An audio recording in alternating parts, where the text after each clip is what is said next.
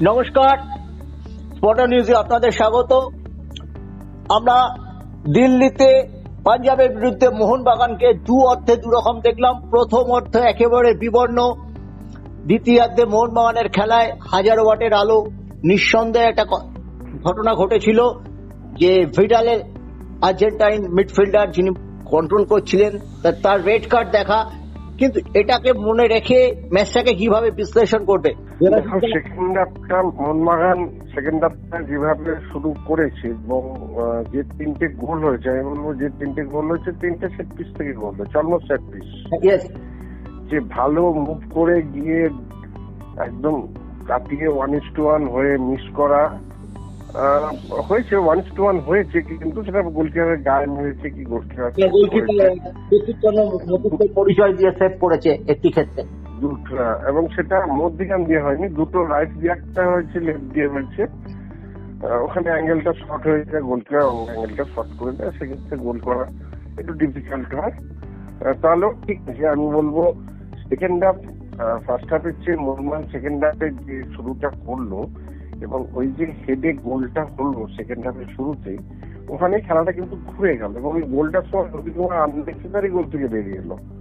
ও যদি গোলে থাকতে হয়তো বলটা দাঁড়িয়ে দাঁড়িয়ে হাতে পেত, কিন্তু যেহেতু গোল ছেড়ে দিল এবং রদ্রিগেজের হেডটা একদম ইজি ভাবে গোলে চলে গেল। ওই একটা মেইন পয়েন্ট যে 1-0 থেকে 1-0 ডাউন থেকে 1-1 হয়ে গেলে একটা টিমের অন্য রকমের মানে মানসিকতা আছে, সেই মানসিকতাটা মোহনবাগানের চলে এলো। উল্টা দিকে ভিডাল যে কার্ডটা দেখলো ইয়েলো, তারপরে তর্ক করার জন্য সেকেন্ড ইয়েলো, লাল কার্ড, এটা কিন্তু পাঞ্জাবকে অনেকটা পিছিয়ে দিল, কারণ মাঝমাঠটা ভিডাল যথেষ্ট ভালো খেলছিল। আর অন্যদিকে মোহনবাগানে আমি বলবো সেকেন্ড হাফও যেটুকু খেলেছে ইন্ডিয়ান প্লেয়ারদের জন্য, আমি ডিফেন্সের দুজন ফরেনারকে বাদ দিচ্ছি, যদিও একজন গিয়ে দুটো গোল করেছে সেট পিস থেকে, তাহলেও 45 মিনিটসের খেলাতে যে ফুটবলটা দরকার হয় সেটা কিন্তু ইন্ডিয়ান প্লেয়াররা আজকে খেলে মোহনবাগানকে উঠেছে, না ম্যাকলারেন না কামিন্স। মানে দেখে খুব অবাক লাগছিল। আর যে কামিন্স তো সারা মাঠ ঘুরে গেল, ম্যাকলারেন তো মনে হচ্ছে না যে অস্ট্রেলিয়ার লিগে হাস্ট ঘোরাচ্ছিল। মানে ম্যাকলারেন থেকে আমরা কিছুই পেলাম না। ওই পেনাল্টিতে গোল করা, একটা গোলকিপারের হাত থেকে বেরিয়ে গেল গোল করা ছাড়া ম্যাকলারেন থেকে আমরা কিছু পেলাম না। হতে পারে ম্যাকলারেন আগে খুব ভালো খেলেছেন কিছু, কিন্তু আমরা দেখতে পাইনি এই মুহূর্তে, এবছর আইএসএফকে দেখতে পাইনি। কামিন্স শুরু থেকে স্টার্ট করার প্লেয়ার নয়। কামিন্স এই মুহূর্তে যা খেলছে তাতে ওই সুপার স্টার বলতে পারো, বা সেকেন্ড হাফে নামলো একটা টাইমে শেষের দিকে, তখন যদি কিছু করে দেয়। আদারওয়াইজ কামিন্সের মধ্যে সেই খেলা কিন্তু পাওয়া যায়নি।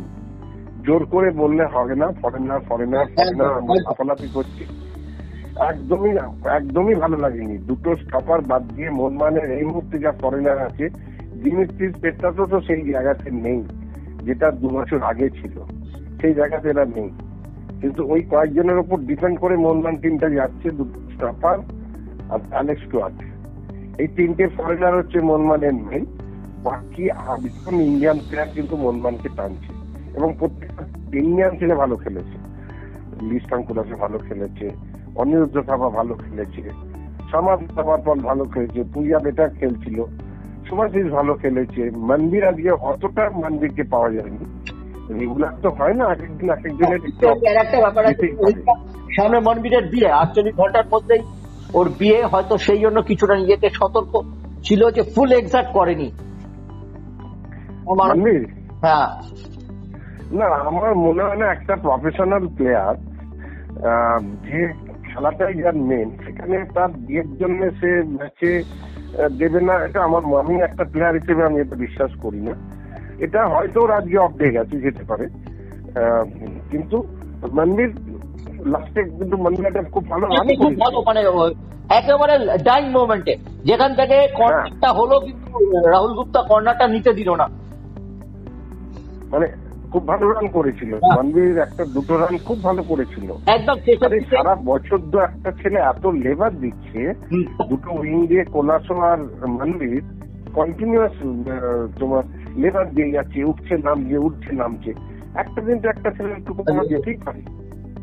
এবং সেটা এই মলিনা ঠিকই বলেছে, আমার টিমের যা ছেলে আছে, কে থাকলো না সেটা বড় কথা নয়, সবাই কিন্তু টিমকে উদ্রে নেবে, ঠিক তাই হচ্ছে। কিন্তু তুমি দেখো প্রত্যেকটা ইন্ডিয়ান ছেলে যা লড়েছে মাঝমাঠে, আজকে কোনো কথা হবে না। আজকে শুধুমাত্র মাঝমাঠের জন্য মনমান উঠেছে, মাঝমাঠে যেভাবে এরা পাস খেলেছে গেছে, এটা মানে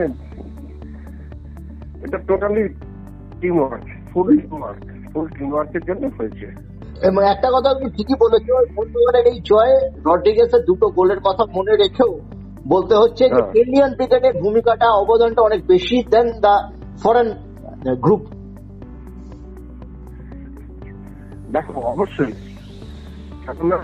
আমি তো বারবারই বলছি, এই মুহূর্তে এখন যা টিম আছে তাতে 2টো ডিফেন্ডার ছাড়া কোনো ফরেনারের কোনো রকম কোনো এই মানে টিমের প্রতি আমি কোন রকম কিছু দেখতে পেলাম না। যে একটা কিছু দেখলে বোঝা যায় একটা ভালো পাস, একটা ভালো ড্রিবল, একটা ভালো জায়গা নেওয়া, না ম্যাকলারেন না কামিন্স, এদের কেউ নেই। যেটুকু যা করেছে এদিক দিয়ে বিস্তান ক্লাসও করেছে, অনিরুদ্ধ থাপা করেছে, আর আবার সাহাল কিছুটা করেছে, আপুইয়া করেছে। সুতরাং আমি ফরেনারদের ওই ফরেনার আছে, এই পর্যন্ত ফরেনার আছে, টিমের ফরেনার আছে, এটা না বড়।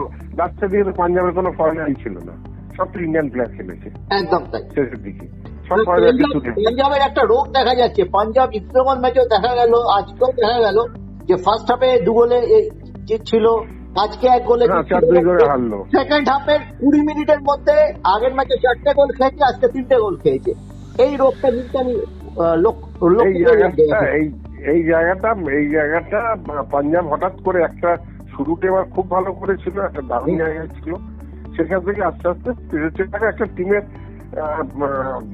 আমি কি বলবো, একটা গ্রাফ থাকে, তো গ্রাফ সবসময় ওঠে না, গ্রাফ ওঠে নামে।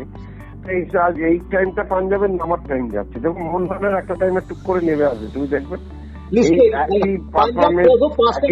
4টে ম্যাচ জিতেছিল, আবার পরবর্তী 7টে ম্যাচে কিন্তু তাদের অনেক ডিক্লাইন পারফরমেন্স। তো এটা হবে, এটা সবসময় ক্ষেত্রে হবে, পড়ে যাবে, তলায় নামবে, দীর্ঘ লম্বা সাদা লিগ, এটা হবে।